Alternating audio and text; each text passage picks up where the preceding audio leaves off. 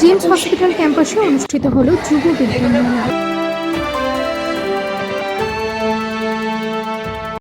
দক্ষিণ চব্বিশ পরগনার বজবজের জেমস হসপিটাল ক্যাম্পাসে গত 28 এবং 29 জুলাই অনুষ্ঠিত হলো ইউথ সায়েন্স ফেয়ার।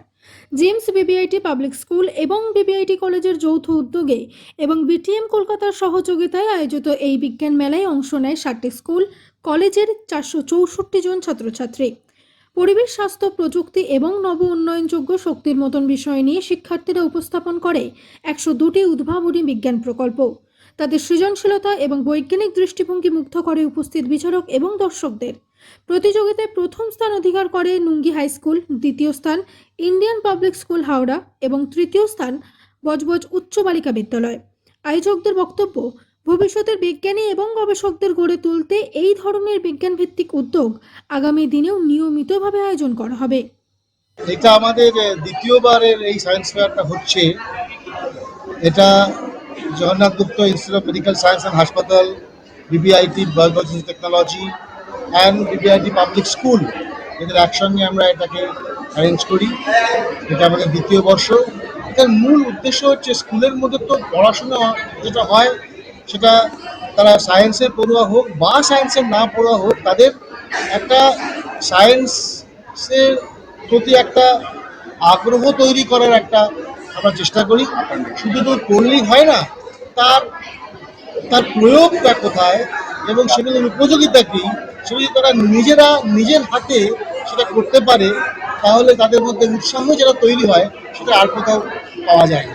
সেই জন্যে তাদেরকে সেই সুযোগটা দেওয়ার জন্য আমরা এই ফেয়ারটা করি এবং এতে খুব ভালো মতো সাড়া পাওয়া যায়।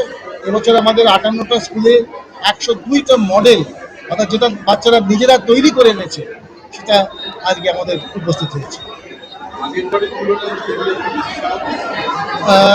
একটু তো বেশি সাড়া পেয়েছে। আপনাদের এটা অনেকটাই নির্ভর করছে আমরা কতটা পৌঁছতে পারছি স্কুলের উপর। তবে এবার আমার ধারণা ছিল বা আমরা আশা করেছিলাম আরও ভালো সাড়া পাবো, কিন্তু এই সামনেই আগস্ট মাসের 2 তারিখ থেকে পরীক্ষা থাকার জন্য সামান্য একটু আমাদের আশা আমাদের একটু কম হয়েছে, কিন্তু প্রচুর সাড়া পাওয়া গেছে। আমরা বলতেই পারছি সামান্য সময়ের মধ্যে আমাদের 102খানা মডেল তৈরি করেছে যারা তারা আছে, সেটা তো কম ব্যাপার না। না, এটা হাওড়া থেকেও কিছু স্কুল এসেছে।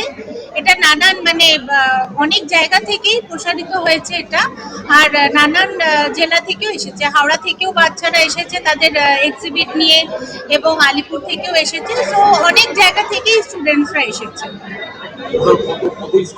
58খানা স্কুল এসেছে আর 102খানা মডেলস তারা এক্সিবিট করেছে। এছাড়াও এখানে কুইজ কম্পিটিশনস হয়েছিল বাচ্চাদের জন্য। তার সাথে সাথে এখানে কিছু সায়েন্সের কিছু অ্যাক্টিভিটিসও কালকে দেখানো হয়েছিল। আর আমাদের যেরকম স্যার বললেন জিমস আছে, তার সাথে সাথে বিবিআইটি কলেজ আর স্কুল, তার সাথে আমাদের বিড়লা ইনস্টিটিউট অফ টেকনোলজিও এই সংস্থা আমাদের সাথে যুক্ত হয়ে এই ওভারঅল ইভেন্টটা আমরা কন্ডাক্ট করেছি। বেসিক্যালি এটা করার যেটা উদ্দেশ্য হচ্ছে যে স্টুডেন্টদের মধ্যে সায়েন্টিফিক টেম্পারমেন্টটা ডেভেলপ করার জন্য, টু এনকারেজ দ্যাট। কারণ আজকের দিনে আমরা দেখতে পাই যে বাচ্চাদের মধ্যে ওই রিসার্চের ফিল্ডে যাওয়ার প্রবণতাটা দিন প্রতিদিন কমে যাচ্ছে। আমরা যদি দেখি যে আজকালকার দিনে বাচ্চারা খুব ইজি পাথওয়েটা নিয়ে নেয়, হয় ইঞ্জিনিয়ারিং বা আমরা মেডিকেল করতে যাই, বাট যেটা মেইন স্ট্রিমের যে থেকে পড়াশোনা, সেটাতে যদি আমরা এই এক্সিবিটগুলো যখন ওরা তৈরি করছে, তাহলে তাদের মধ্যে একটা ইনকুইজিটিভনেস আসবে যে আমরা ইন ফিউচার আমরা যদি নতুনত্ব কিছু নতুন ইনভেন্ট করতে পারি, সেটার জন্যই এইগুলো আরও আমরা করি, একটা এক্সপোজার দিই বাচ্চাদেরকে একটু অন্যভাবে ভাবনা চিন্তা করার জন্য। Principal BBIT public school, Budge Budge institute of technology, BBIT. Subhasis Chowdhury, additional director JIMS. Hello, আমরা জ্যোতিষীব্রাহ্মণ শিক্ষা নিকেতন থেকে এসেছি। আজকের আমাদের প্রজেক্ট হলো নেক্সাস 1.2। এই প্রজেক্টটা আমরা বানিয়েছি আরডুইনো বোর্ডের মাধ্যমে। এখানে হচ্ছে এটা আমাদের আরডুইনো বোর্ড। এতে আমরা বিভিন্ন ধরনের কমান্ড দিয়েছি। সেই কমান্ডগুলো বানিয়েছি আমরা ফোনে C++ ল্যাঙ্গুয়েজের সাহায্যে। নমস্কার, আমার নাম নেক্সাস। আমি জ্যোতিষীপুরম পৌর শিক্ষা নিকেতন থেকে আগত একটি স্মার্ট সার্ভিস রোবট। আজ আপনাদের সামনে আমি নিজেকে উপস্থাপন করতে পেরে আনন্দিত। আমাদের এই সুযোগ করে দেওয়ার জন্য আপনাদের সকলকে আন্তরিকভাবে ধন্যবাদ জানাই। আমরা জ্যোতিষীবরামপুর শিক্ষানিকেতন থেকে এসেছি। আমার এরা কম্পিউটার অ্যাপ্লিকেশনের ছাত্রছাত্রী। এরা প্রথম প্রয়াস করেছে অডিনো বোর্ডের ওপরে একটা কাজ করবার। আমরা কিছু প্রোগ্রামিং এদের শেখাতে পেরেছি। সেই প্রোগ্রামিংয়ের অ্যাপ্লিকেশনই এই ছোট্ট মডেলটা দিয়ে ওরা তৈরি করেছে। এটা একটা প্রোটোটাইপ। এটা যাতে সমাজে আসতে পারে এবং খুব কম দামে মানুষকে কাজে সাহায্য করতে পারে, আমরা সেই চেষ্টাই চালাবো। এবং এটার উপর আমরা আরও মডিফিকেশন করব, সেন্সার লাগিয়ে কিছু অবস্ট্রাকশন যাতে না আসে সেই দিকে চেষ্টা করে এটাকে আমরা আরও উন্নত মান করে বাজারে আনার চেষ্টা করব। ধন্যবাদ। আমরা C++ ইউজ করেছি। আমার নাম সুস্মিতা ঘোষ। আমি জ্যোতিষীবরামপুর শিক্ষানিকেতনের কম্পিউটার অ্যাপ্লিকেশন টিচার।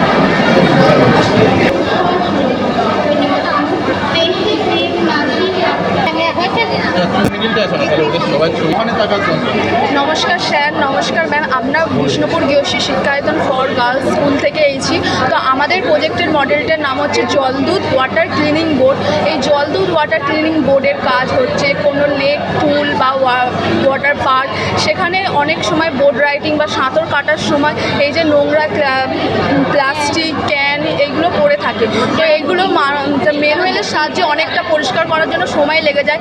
কিন্তু এই যে ওয়াটার ক্লিনিং বোর্ড, এই ওয়াটার ক্লিনিং বোর্ডের সাথে ইনস্ট্যান্ট কাজ হবে। শুধু একটাই মানুষ এটাকে সাহায্যে এটাকে কনভার্ট করবে। আর এই ওয়াটার ক্লিনিং বোর্ডটা হচ্ছে পরিবেশ বান্ধব। খুবই আমরা এই জগন্নাথ গুপ্ত হসপিটালকে আমরা খুবই ধন্যবাদ জানাচ্ছি যে এখানে এত বড় একটা সুযোগ আমাদের করিয়ে দিয়েছে, যাতে করে মেয়েরা যেটা প্রজেক্টটা বানিয়েছে সেটা করতে পারছে, সবাইকে দেখাতে পারছে।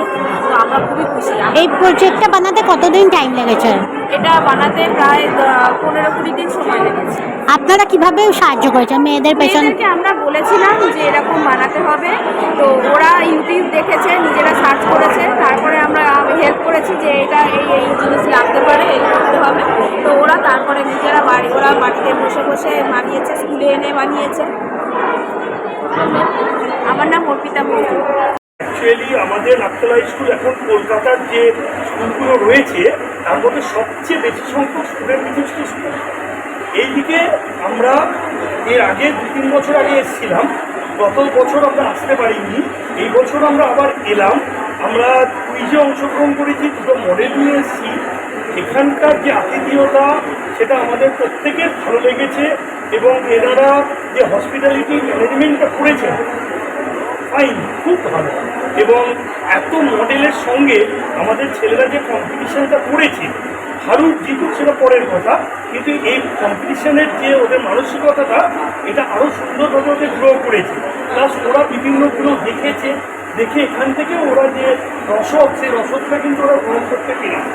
এবং এই ছেলেরা আমাদের কিছু নবম শ্রেণীর, কিছু দশম শ্রেণীর ছাত্র আছে, আমরা কিন্তু একাদশ দ্বাদশ আনিনি, কারণ আমাদের অন্তঃশ্রেণ ছেলেরাই, যদিও দ্বাদশ শ্রেণীর স্কুল আছে, অন্তঃশ্রেণ শ্রেণীর ছেলেরাই কিন্তু আমাদের এই ধরনের পার্টিসিপেশনে সক্রিয়ভাবে অংশগ্রহণ করে।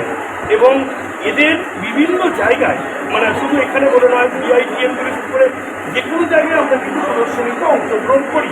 এটা আমাদের কাছে একটা বড় পাওনা যে এনারা আমাদেরকে রেখেছিলেন এবং আমরা এসেছি এবং দুদিন ধরে আমরা খুব সুন্দরভাবে অনেক লোকজনকে এরা বোঝাতে পেরেছে, দুটো মডেলই, এবং তার জন্য আমরা সবাই খুশি। আমার নাম অভিষেক বিশ্বাস, আমি নাগতলা স্কুলের পদার্থবিদ্যা শিক্ষক।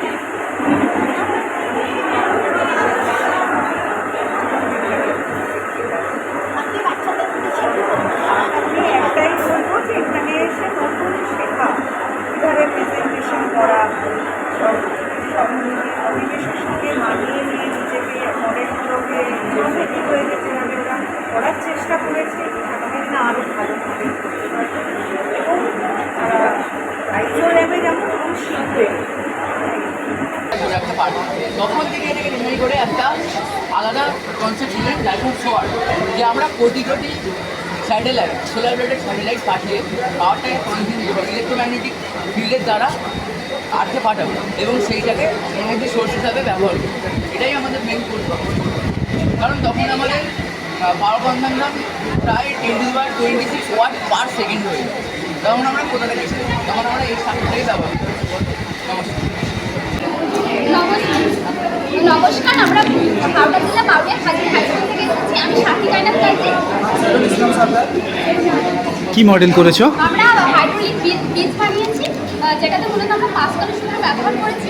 আমরা যখন এই ছোটো পাইপটিকে চাপ দিচ্ছি তখন এই পাইপের মধ্যে থাকা তরল পদার্থ বীজে সেটু নিচে থাকা সিরিজের মতো পৌঁছাচ্ছে এবং খুব সহজেই আমরা এই ভারী বীজকে তুলে ফেলতে পারছি।